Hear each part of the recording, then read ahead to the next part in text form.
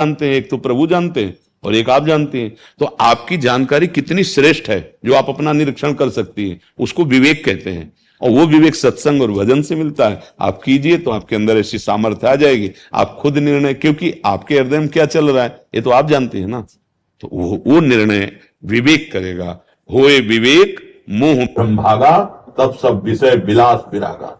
विवेक, वो विवेक भजन से होता है, सत्संग से होता है। नाम जप करो जो गुरुजी ने दिया है और सत्संग सुनते रहो, बुद्धि प्रवीण हो जाएगी, बचाव पक्ष जोर का हो जाएगा, माया परास्त हो जाएगी, हरि मिल जाएंगे।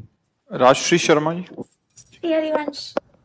गुरुदेव आपके चरणों में कोटि कोटि प्रणाम। गुरुदेव आप सलीखे महापुरुष मुझे गुरु रूप में मिले और आपकी कृपा से भगवत प्राप्ति अवश्य होगी, ये भी निश्चित है। हे गुरुदेव, अब तक के जीवन सफर में श्री भगवत गीता के माध्यम से प्रभु के विराट स्वरूप से परिचय हुआ और भागवत कथा के माध्यम से प्रभु की बाल लीलाओं से उनके मनमोहक रूप का परिचय। परंतु गुरुदेव, परिचय शब्द मत बोलो, रुचि हुई सब है ना। परिचय शब्द बहुत बड़ा है। विराट रूप का परिचय मिल गया, भगवान के बाल रूप का परिचय, तो जाना तुम्हें हो जाए। परिचय माने जानना है ना, फिर कोई प्रश्न ही नहीं बचता। इसीलिए शब्द है ना, परिचय नहीं, रुचि हुई। रुचि, बड़े सौभाग्य हैं जो रुचि हुई भगवत लीला में। गुरुदेव, हित 84 में वर्णित प्रभु के अति आसक्त लाल अली लंपट रूप से अभी तक परिचय नहीं हुआ। गुरुदेव, मैं दास ककारा आता नहीं, पीएचडी से हमें रुचि नहीं है।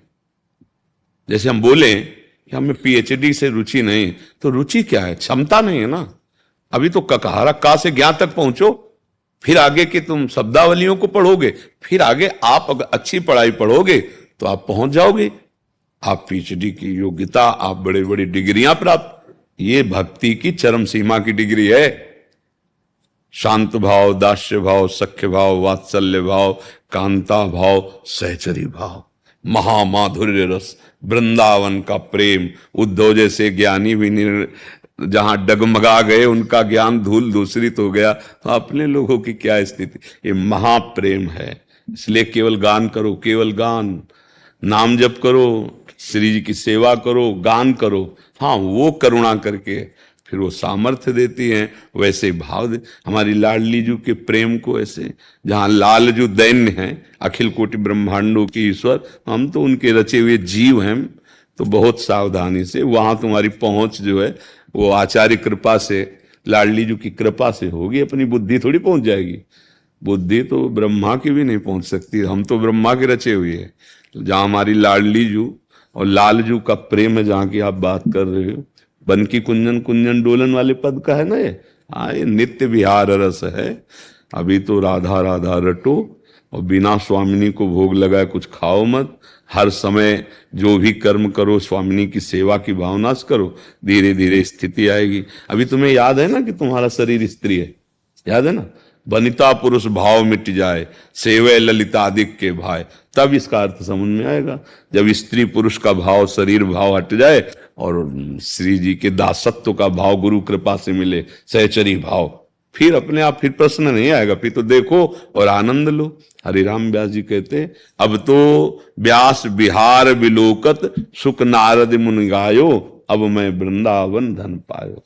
अब कह रहे केवल गा ही नहीं रहे, हम तो देख रहे हैं, विलोकत देख रहे। तो आचार्य कृपा और गुरु कृपा यही इस रस में प्रवेश कराता है। गाओ, पहले गाते रहो, गाते रहो जी। बस प्रार्थना है, जहां भी रहो, जैसे भी हो, ये विचार करते रहो मैं प्रभु का हूं, और नाम जप करते रहो। नाम जप के बिना न तुम्हारा पद रहेगा न शरीर रहेगा, छूटेगा ये सब, एक दिन छूटेगा ना। हमारा शरीर, तुम्हारा शरीर एक नियत समय के लिए है। मतलब एक विश्वास एक्स्ट्रा नहीं ले सकते, न पैसे के बल से, न बुद्धि के बल से, न पद के बल से। श्वास बिल्कुल नियत है। उस श्वास को हम सार्थक कर लें। जो भगवान का नाम हमें प्रिय हो वो नाम उच्चारण करें और अंदर से भगवद आश्रित रहें। तो जो पद मिली वो सेवा बन जाएगी भगवान की, और हमारे मनुष्य जीवन का जो लाभ है भगवत प्राप्ति, वो हो जाएगी। नहीं, अंत में सब छूट जाता है, आप जानती है। न पद, न व्यवहार, न मित्र, न रुपया, न पैसा, एक है, वो हरि है, वो प्रभु है। उसका नाम जप करो। उसके संतों के पास जाने का मतलब यही है कि सत्य वस्तु को समझो। महाराज जी आपकी कृपा से प्रयास करते हैं पर हृदय में इतनी जलन रहती है, ऐसा लगता है कुछ बीमारी हो जाए। हाँ, तो जलन होना जरूरी, क्योंकि जैसे स्वर्ण तपाया जाता है उसका मल नष्ट होता है, ऐसे ही बिना पाप नष्ट हुए भगवत प्राप्ति थोड़ी हो जाएगी। रात को भी उठते हैं तो हमारे जलन से ही उठते हैं। अब होने दो, सहन करो। सहत सहत बाढ़ है भगति ग्रेतन गुरु हितगार। चुपचाप सहन करो। जैसे हमारे फोड़ा हो जाता है तो हम चिरवाने जाते हैं, महीनों खाट में पड़े रहते हैं, पर हमको पीड़ा होती है, दुख नहीं होता, क्योंकि पता है हम ठीक हो जाएंगे। ऐसे ही नाम जपने से जलन हो रही तो पीड़ा है, पर दुख नहीं कि क्यों जलन हो रही। हाँ, ये पवित्र करके तुम्हें परमानंद प्रदान करने वाला है। हृदय की जलन, तुम्हारे पाप रोज के रोज नष्ट हो रहे हैं, जो शरीर में भोगने पड़ते वो जलन से नष्ट हो रहे हैं। महाराज जी आप ही की कृपा है। लगी धन्यवाद। राधा राधा मुझे श्री जी चाहिए। राधा नाम जपो। नाम जपने से जब हृदय पवित्र होगा तो जैसे दर्पण साफ होता है तो चेहरा नहीं दिखाई देने लगता अपना, ऐसे ही जब खूब राधा राधा नाम जपोगे हृदय निष्पाप हो जाएगा, आचरण पवित्र हो जाएंगे, तो फिर प्रश्न नहीं करना पड़ेगा कि श्री जी चाहिए। आपको मैं गुरु मान लिया हूँ।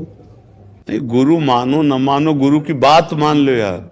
जो बात कह रहे हैं ये मान लो, तो गुरु मानो या ना मानो, बात मान लो। और गुरु मान लो, हमारी बात ना मानो तो फायदा क्या होगा? समझ रहे, बात में दम है।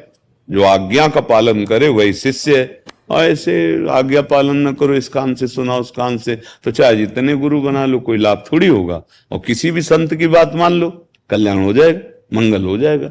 गुरु मानना न मानना है कोई खास बात नहीं, गुरु की मानना खास बात है। वो जो हमें उपदेश कर रहे हो बात हम मान लें, ठीक है? अच्छे बच्चे हो। बाबा इस पर दया करो, ये बहुत परेशान है, बड़े माइंड तो डिस्टर्ब नहीं। हम तो चिल्ला के कहते हैं हर बात की दवा राधा राधा। माइंड अपना क्या दूसरों का ठीक करने की सामर्थ्य आ जाएगी। नाम जप करो।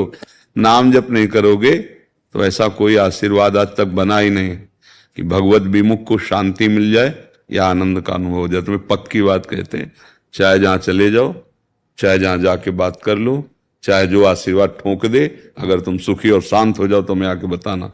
सुखी और शांत होगे, लाल गिरधरन के जस गाय गाय जियो, राधा राधा राधा, सुखी हो जाओगे।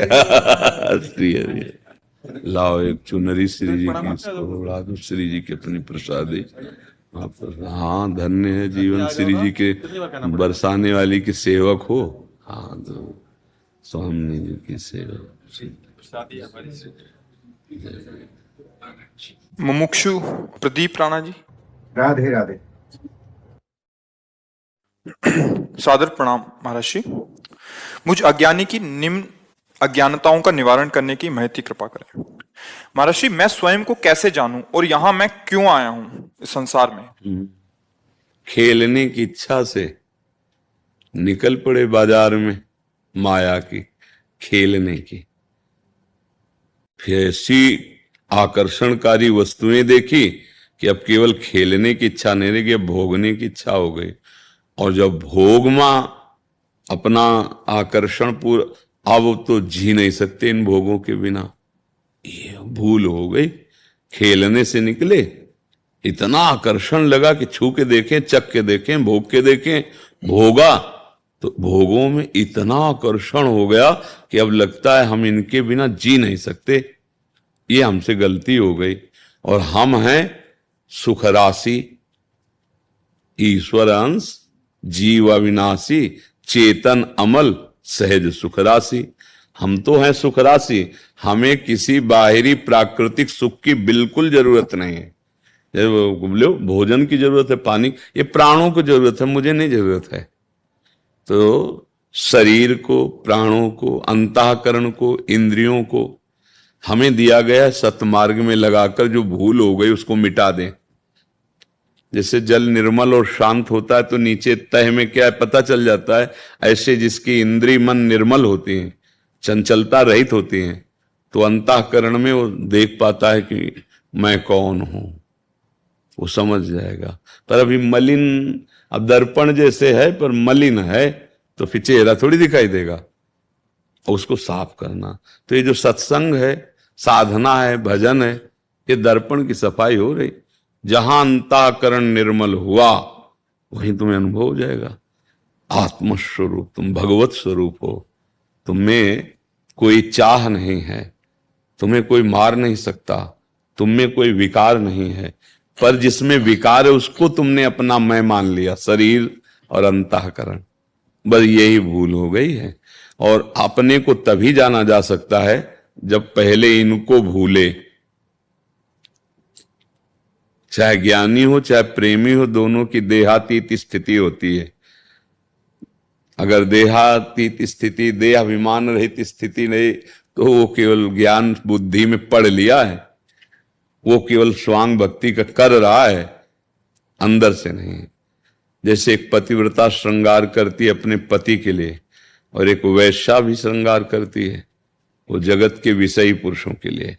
ऐसे ही कोई अनन्य भक्त पति हरि के लिए, और जो व्यभिचार वृत्ति है तो भोगियों के लिए, वो भी तो श्रृंगार कर रहा है। भगवत रसिक जी कहते हैं, विद्या रूप महत्व कुल धन यौवन अभिमान